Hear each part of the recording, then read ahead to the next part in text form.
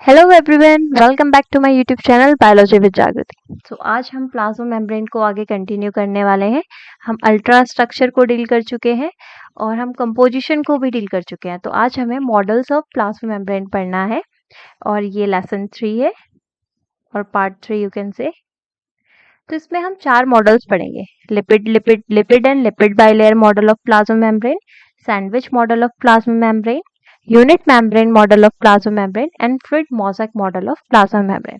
तो सबसे पहले डील करते हैं lipid and lipid bilayer model of plasma membrane. In 1902, Overton observed that lipid-soluble substances can pass through the membrane. On this basis, he stated that plasma membrane is composed of a thin layer of lipid. 1902 में Overton ने ये observe करा अपने experiments के through या जो भी वो ऑब्जर्वेशन या कर रहे थे कंडक्ट कर रहे थे उसके बेसिस पर उन्होंने ये कंक्लूड करा कि जो प्लाज्मा मेम्ब्रेन है उससे इजीली लिपिड सॉल्युबल मॉलिक्यूल्स जा सकते हैं, कोई इशू नहीं होता उनको क्रॉस करने में। तो अपने इस ऑब्जर्वेशन के बेसिस पे उन्होंने एक स्टेटमेंट आगे रखा। उन्होंने ये कहा कि जो प्लाज्मा मेम्ब्रेन है वो थिन लेयर ऑफ लिपिड से बनी हुई है, क्योंकि वो लिपिड्स मॉलिक्यूल को लिपिड सॉल्युबल मॉलिक्यूल्स को जाने दे रही है। तो एक नॉर्मल से उन्होंने ये उसको ऑब्जर्व करा और उन्होंने कंक्लूड करा कि जो मेम्ब्रेन है वो लिपिड लेयर से बनी हुई है। उन्होंने कहा कि ये जो लेयर है ये काफी क्या होगी, थिन होगी। ओके, नाउ 1925 में क्या हुआ? In 1925, they work in red cell ghost, and on the basis of their observation, they put forward some of the ideas about the structure of plasma membrane, which was not exactly true, but it laid the foundation for the future. 1925 में जब वो red cell ghost के ऊपर work कर रहे थे, उसमें जब एक्सपेरिमेंट्स कर रहे थे उन्होंने कुछ ऑब्जर्वेशन करे और उसी ऑब्जर्वेशन को उन्होंने आगे रखा। हालांकि ये बात अलग थी कि वो एकदम क्लियर कट नहीं था, वो पूरा एक्सप्लेनेशन नहीं था, लेकिन हाँ वहां से प्लाज्मा मेम्ब्रेन के मॉडल पे वर्क शुरू हो गया। उन्होंने एक फाउंडेशन रख दिया था जिसको आगे अदर साइंटिस्ट ने कंटिन्यू करा। ओके, उन्होंने क्या ऑब्जर्व करा? They observe that lipid extract of red cell host occupies the double area with respect to the simple molecular film. एक सिंपल मॉलिक्यूलर फिल्म है, किसी भी मॉलिक्यूल का जो लेयर है बाहर का उसका वो जितना एरिया घेरता है और उसका कंपैरिजन किसके थ्रू करा गया? रेड सेल घोस्ट की। उसके अंदर रेड सेल्स के अंदर का सारा कंटेंट जब बाहर निकाल दिया जाता है तो उसे रेड सेल घोस्ट बोला जाता है। उसकी मेम्ब्रेन के जब लिपिड एक्सट्रैक्ट को देखा तो उसने एरिया क्या करा? डबल घेरा। इसका मतलब उन्होंने कहा कि जितना इसमें लिपिड प्रेजेंट है उसका डबल इसमें है, तभी तो उसका डबल एरिया घेर रहा है, राइट? इस बेसिस पे उन्होंने कंक्लूड करा, they conclude that the plasma membrane is made up of bilayers of lipid. देखिए 1902 में उन्होंने ही बोला था कि उन्होंने लिपिड सॉल्युबल मॉलिक्यूल्स जो क्रॉस कर रहे हैं उसके बेसिस पे उन्होंने बोला कि जो प्लाज्मा मेम्ब्रेन है वो लिपिड की लेयर से बहुत पतली सी लेयर पे बनी हुई है। और 1925 में उन्होंने जब ऑब्जर्वेशन करा अपना रेड सेल घोस्ट पे तो उन्होंने ये नोटिस करा कि जो नॉर्मल मॉलिक्यूलर सेल है या जो नॉर्मल मॉलिक्यूलर मेम्ब्रेन है वो जो होती है वो अगर वो आपका जितना एरिया घेर रही है उसका डबल एरिया कौन घेरता है या स्पेस कौन ऑक्यूपाई करता है? आपका प्लाज्मा मेम्ब्रेन का लिपिड। तो उन्होंने ये आइडिया लगाया कि जो नॉर्मल मॉलिक्यूलर फिल्म है उसके उसका डबल लिपिड किसमें पाया जाता है? प्लाज्मा मेम्ब्रेन में। इस बेसिस पे उन्होंने ये स्टेटमेंट दिया कि जो प्लाज्मा मेम्ब्रेन है वो बाई लेयर से बना होगा लिपिड की। अब उन्होंने अरेंजमेंट भी बताया। उन्होंने ये कहा कि लिपिड के अरेंजमेंट कैसे होगा? उन्होंने कहा कि जो हाइड्रोफिलिक पोर्शन है दैट इज पोलर हेड वो बाहर होगा और जो हाइड्रोफोबिक पोर्शन है वो अंदर को। इस तरीके से उन्होंने ये आपका क्या दिया, ये उन्होंने मॉडल दिया। Okay, but this model does not explain properly about proper structure of the plasma membrane. ये मॉडल प्रॉपरली नहीं बता पाए किसके स्ट्रक्चर को? प्लाज्मा मेम्ब्रेन के स्ट्रक्चर। ठीक है, इसके बाद आता है सैंडविच मॉडल। सैंडविच की दो लेयर्स के बीच में किसी एक तीसरी लेयर, इस तरीके से सैंडविच होता है। ब्रेड के बीच में आलू या जो भी वेजीज की जो लेयर होती है, समथिंग लाइक दैट, ऐसा ही मॉडल यहाँ पे दिया गया। In 1935 by James Danielli and Hugh Davson इन्होंने ये मॉडल दिया। They state that plasma membrane is made up of two layers of phospholipid molecules, thus that hydrophilic head is arranged towards the outwards while the hydrophobic region of towards the inner। इन्होंने कहा कि जो plasma membrane है उसमें phospholipid bilayer है। ये तो clear है कि ये क्या है, दो लेयर से मिलके बना हुआ है। ओके, और दो लेयर आपस में कैसे अरेंज है, इस तरीके से कि आपका जो पोलर हेड है, this is polar head, means ये क्या है, हाइड्रोफिलिक, राइट, हाइड्रोफिलिक है। ये बाहर की साइड होगा और अंदर की साइड आता है आपका हाइड्रोफोबिक, जो वाटर हेटिंग वाला पोर्शन है, जो वाटर को रेपल करता है। ओके, तो ये क्या होगा, इनर साइड में होगा। यहाँ पे इस लेयर में देखिए, ये हो गया आपका हाइड्रोफिलिक पोर्शन और ये हो गया आपका हाइड्रोफोबिक, और ये आपकी क्या, फॉस्फोलिपिड बाइलेयर हो गई। फिर उन्होंने बताया कि ये जो पोलर हेड होता है, ये देखिए, ये जो पोलर हेड है ये ग्लोब्यूलर प्रोटीन्स के साथ एसोसिएशन में रहता है। ठीक है, इसके ऊपर जो ग्लोब्यूलर प्रोटीन्स हैं, मैंने जस्ट फिल्म जैसे दिखा दी है यहाँ पे, but these proteins are globular protein according to sandwich model. तो ये जो ग्लोब्यूलर प्रोटीन्स हैं इनके साथ ही एसोसिएटेड रहते हैं। They also state that the polar hydrophilic head of phospholipid are associated with the monomolecular layer of globular protein. ये जो ग्लोब्यूलर प्रोटीन है इसका सिर्फ मोनो लेयर होगा, एक ही लेयर होगा, और ये किसके साथ एसोसिएटेड रहता है, हाइड्रोफिलिक हेड के साथ। तो अब अरेंजमेंट कैसा हुआ है कि दोनों साइड से मोनोलेयर है प्रोटीन का और बीच में क्या है आपका, फॉस्फोलिपिड है। तो सैंडविच हो गया, जो बाहर की ब्रेड है वो इस तरीके से, इसका काम ये प्रोटीन वाला लेयर कर रहा है, और बीच में जो फॉस्फोलिपिड है वो जो भी स्टफिंग रहती है उसका काम। तो ये सैंडविच की तरफ दिख रहा है, इसीलिए से सैंडविच मॉडल बोला गया। ओके, नाउ थर्ड मॉडल आया है यूनिट मेम्ब्रेन मॉडल। अब यूनिट मेम्ब्रेन मॉडल ने क्या कहा, थोड़ा सा सिमिलर है आपका सैंडविच मॉडल से, बट कुछ डिसिमिलैरिटीज है इसमें, हम उस पर वर्क करें, उसको देखेंगे। ओके, 1950 में Robertson summarise his all data and data of some other workers and conclude that plasma membrane and the membrane of cell organisms were similar in structure।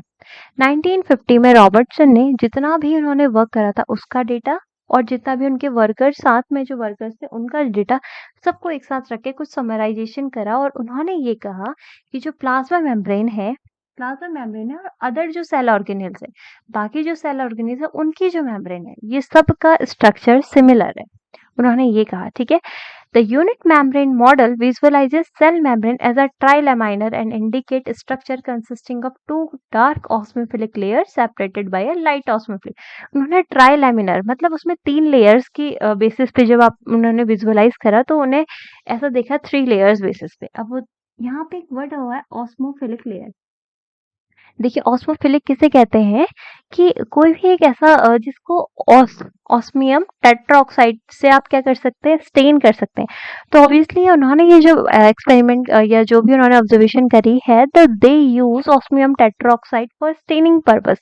और जब उन्होंने प्लाज्मा मेम्ब्रेन के उसके थ्रू ऑब्जर्व स्टेन करा तो उन्हें क्या मिला, 2 लेयर मिली जो डार्कली स्टेन्ड थी। ये डार्कली स्टेन्ड है, फिर इसके बीच में लाइटली स्टेन्ड मिला उनको, और फिर अगेन डार्क स्टेन। इस तरीके से उन्हें लेयर, इसे ट्राइलमाइनर स्ट्रक्चर कहा उन्होंने। ओके, तो उनके ऑब्जर्वेशन में 2 लेयर मिली। डार्क लेयर मिली आपको कितनी, 20 एंगस्ट्रॉम एंड 20 एंगस्ट्रॉम थिकनेस का, उन्होंने थिकनेस भी बताया। और बीच का जो ये वाला जो लाइटली ऑस्मोफिलिक लेयर है, ऐसा लेयर जहाँ पे ऑस्मियम टेट्राऑक्साइड का जो स्टेनिंग है वो थोड़ा सा लाइट हुआ है, वो आपको मिली 35 एंगस्ट्रॉम की। ओके, तो ये हो गया आपका, ये जो प्रोटीन वाला पोर्शन है दैट इज 20 एंड ये भी 20, ये डार्कली स्टेन था, और ये 35 हो गया आपका बीच वाला फॉस्फोलिपिड बाइलेयर का। ओके, और ये 35, तो 20 + 20 + 35 दैट इज 75 एंगस्ट्रॉम। तो उन्होंने ये कहा कि जो आपका प्लाज्मा मेम्ब्रेन है उसका कितना, आपका वो कितना है, 75 एंगस्ट्रॉम। ओके, कुछ अदर कैरेक्टरिस्टिक्स भी बताई उन्होंने ये कहा कि ये जो प्रोटीन्स है ये आउटर साइड पे आउटर लेयर है और ये इनसाइड है, मतलब यहाँ से अगर मैं इसे सेल ऐसे कंप्लीट करूँ इस तरीके से, तो ये वाला साइड साइटोसोल के टुवर्ड्स आएगा और यहाँ से इसमें दूसरी सेल कनेक्ट होगी, ये आउटर मेम्ब्रेन बाहर वाला पोर्शन। ओके, तो इन्होंने बोला कि protein layers are not symmetrical, protein layers symmetrical नहीं होती, एक थोड़ी ज्यादा मोटी होती है ये वाली देखिए, और ये थोड़ी क्या है, पतली।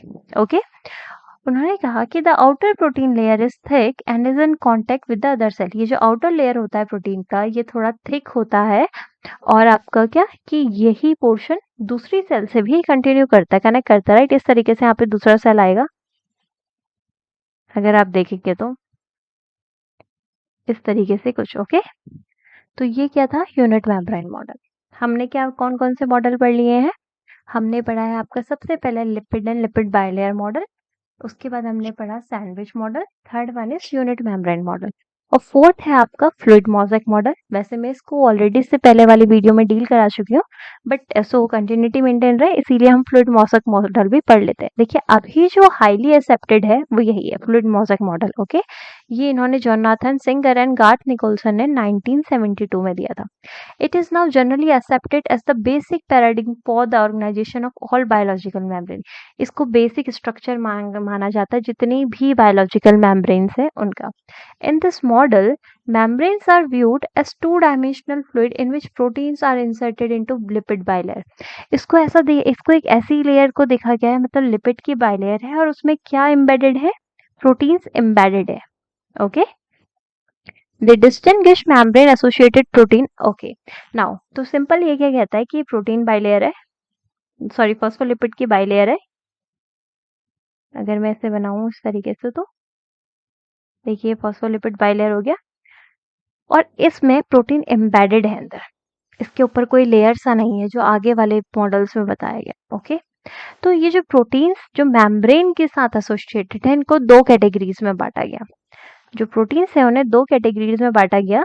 तो आप प्रोटीन्स को दो कैटेगरीज में बांटा गया है, दैट इज एक हो गए पेरिफेरल प्रोटीन्स जो पेरिफेरी पे है, साइड पे, और एक इंटीग्रल मेम्ब्रेन प्रोटीन जो एम्बेडेड होते हैं अंदर। Okay, peripheral membrane proteins were operationally defined as protein that dissociated from the membrane following treatment with polar reagents such as solution of extreme pH, high salt concentration and that do not disrupt the phospholipid bilayer।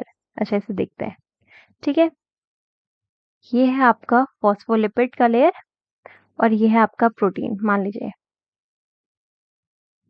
देखिए तो ये peripheral proteins है, उन्होंने peripheral proteins को कैसे suggest किया। अब एक बात देखिए कि जो पेरिफेरल प्रोटीन्स होंगे वो फॉस्फोलिपिड के हेड से अटैच्ड होंगे। यहाँ पे अगर मैं फॉस्फोलिपिड का हेड बनाऊं तो they are in association with phospholipid head, जो पोलर हेड है उसका, राइट।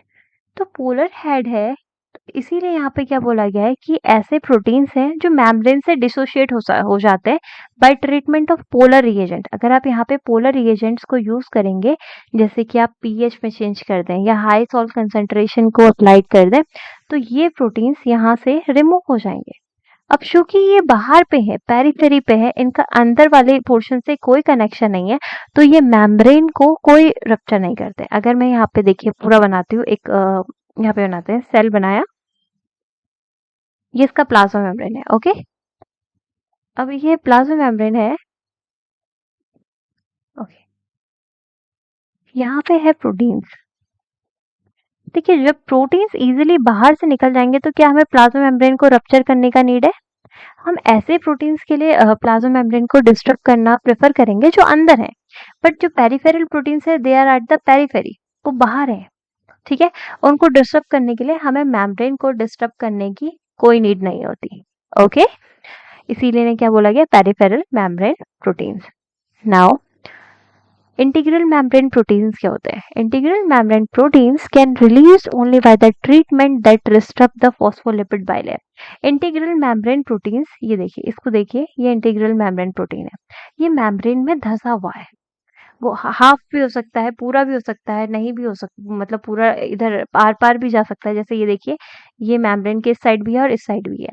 ये ट्रांसमेम्ब्रेन प्रोटीन में पढ़ेंगे, but transmembrane protein are also integral membrane protein. तो अभी इंटीग्रल मेम्ब्रेन प्रोटीन्स पढ़ रहे हैं, तो वो क्या करेंगे, आपके ये मेम्ब्रेन को क्या करेंगे, उसमें एम्बेडेड होंगे।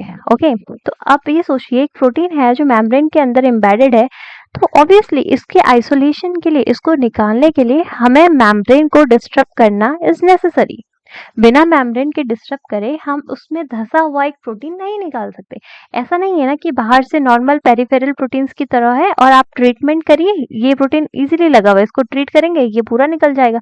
बट क्या यही प्रोटीन, ये जो ब्लू वाला आप देख रहे हैं, क्या इसको इतना इजीली होगा? नहीं, आपको यहाँ पे का मेम्ब्रेन क्या करना होगा, डिस्टर्ब करना पड़ेगा। ठीक है, यही बात यहाँ पे बोली गई है। Portion of these integral membrane proteins are inserted into lipid bilayer so they can be dissociated only by the reagent that disrupt the hydrophobic interaction. इनके कुछ पोर्शन ना ये हाइड्रोफोबिक वाले पोर्शन के साथ इंटरेक्टेड एसोसिएशन में रहता है, ये देख रहे हैं ना आप ये। तो यहाँ पे आप ऐसे रिएजेंट्स डालेंगे जो ये यहाँ पे हाइड्रोफोबिक रीजन है, तो मतलब यहाँ पे जो बॉन्ड्स है वो हाइड्रोफोबिक इंटरेक्शंस के थ्रू वर्क करते हैं, हाइड्रोफोबिक इंटरेक्शंस है यहाँ पे। तो ऐसे रिएजेंट्स डालेंगे जो ये हाइड्रोफोबिक इंटरेक्शंस को ब्रेक करने की क्षमता रखे। अभी क्लियर है? देखिए पेरिफेरल जो है वो पेरिफेरी पे है, उसका जो बॉन्ड है, जो एसोसिएशन है वो पोलर हेड के साथ है, ये दे हेड है, इसके साथ बॉन्ड है। ठीक है, तो इसको अलग करने के लिए हमें पोलर रिएजेंट्स डालने हैं, ऐसे रिएजेंट्स जो बस पीएच जैसे चेंज करके या कंसंट्रेशन में चेंज लाके सॉल्ट कंसंट्रेशन में आप इजीली निकाल सकते हैं। वही जो एम्बेडेड है मतलब वो हाइड्रोफोबिक वाले रीजन में है, हाइड्रोफोबिक रीजन में, तो आपको ऐसे रिएजेंट्स यूज करने हैं जो हाइड्रोफोबिक इंटरेक्शंस को ब्रेक कर सके, राइट? तभी तभी आप क्या कर सकेंगे, इनमें से ये प्रोटीन्स को आइसोलेट कर सकेंगे। Okay, The most commonly used reagents for the solubilization of integral membrane protein are detergents. देखिए ये बहुत एग्जाम पॉइंट ऑफ व्यू से बहुत अच्छा, एंट्रेंस एग्जाम जो नेट है उसमें उसके पॉइंट ऑफ व्यू से काफी अच्छे क्वेश्चन है ये वाला, कि पेरिफेरल मेम्ब्रेन प्रोटीन के आइसोलेशन के लिए आप क्या यूज करते हैं। तो आप पीएच का ऑल्टरेशन या हाई सॉल्ट कंसंट्रेशन इसको ऑल्टर करके आप क्या कर सकते हैं, पेरिफेरल मेम्ब्रेन प्रोटीन्स निकाल सकते हैं। और अगर बात इंटीग्रल मेम्ब्रेन प्रोटीन्स की आती है तो आप क्या किसका यूज करते हैं, डिटर्जेंट्स का यूज करते हैं। Okay, now many integral membrane proteins are transmembrane protein. देखिए मैंने ट्रांसमेम्ब्रेन प्रोटीन्स के लिए बात की थी। अभी प्रोटीन्स हमने दो पोर्शन में पढ़ लिए प्रोटीन्स, एक हमने पढ़ लिया पेरिफेरल और दूसरा हमने पढ़ लिया integral.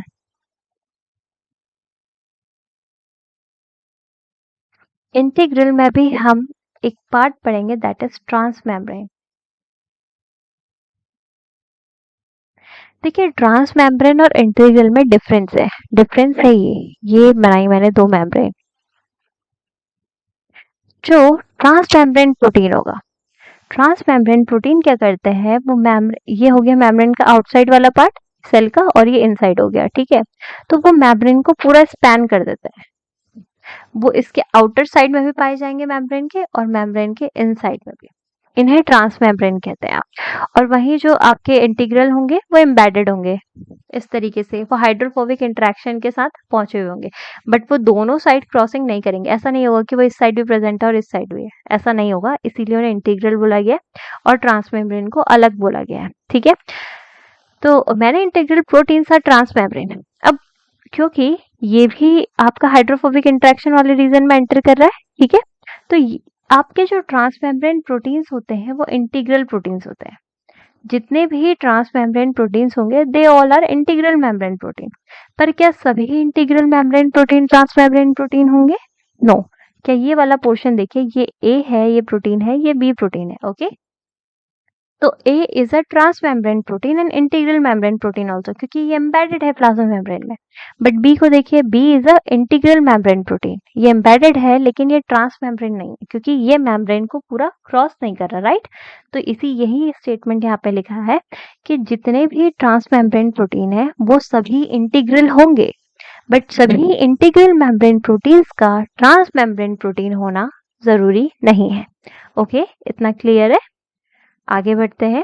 Studies of red blood cells have provided good examples for the peripheral and the integral proteins associated with the plasma membrane. देखिए जब रेड ब्लड सेल का स्टडी करा गया उसके प्लाज्मा मेम्ब्रेन पे कुछ प्रोटीन्स मिले हैं जिन्हें नेट में भी पूछा जाता है, नेट के एग्जाम में, कि गिव द एग्जांपल ऑफ, या फिर आपको ऑप्शंस दे दी जाएंगे, आपको वहां से पुट आउट करना होता है कि कौन सा पेरिफेरल मेम्ब्रेन प्रोटीन है और कौन सा नहीं। तो ये जो प्रोटीन्स है यहाँ पे लिखे हुए ये सब आरबीसी रेड ब्लड सेल्स के प्रोटीन्स है, ठीक है, रेड ब्लड सेल्स में पाए जाने वाले हैं। यहाँ पे देखिए, for example the most abundant peripheral protein of red blood cell is spectrin.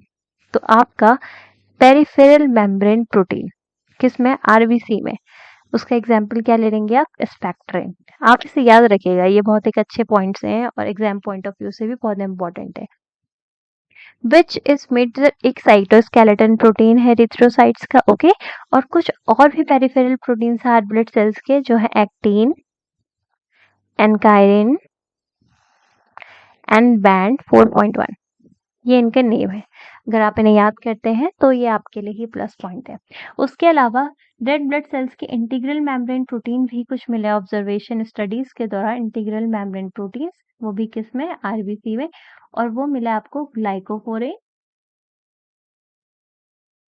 और बैंड 3।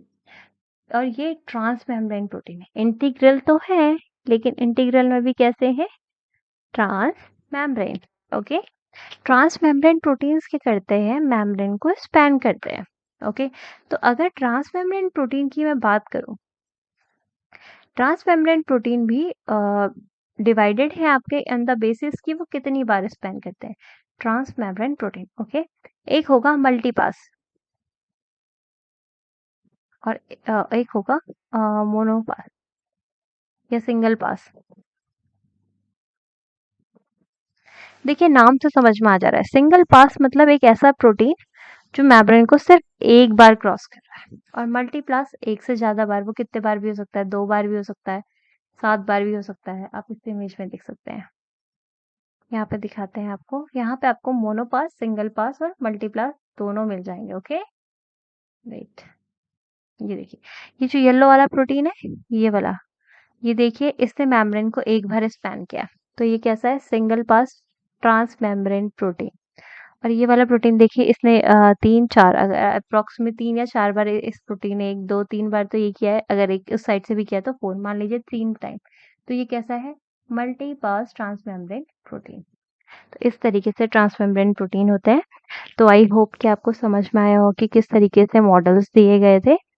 और ये fluid mosaic model one of the important है, आप इसको अच्छे से प्रिपेयर करिएगा एग्जामिनेशन में।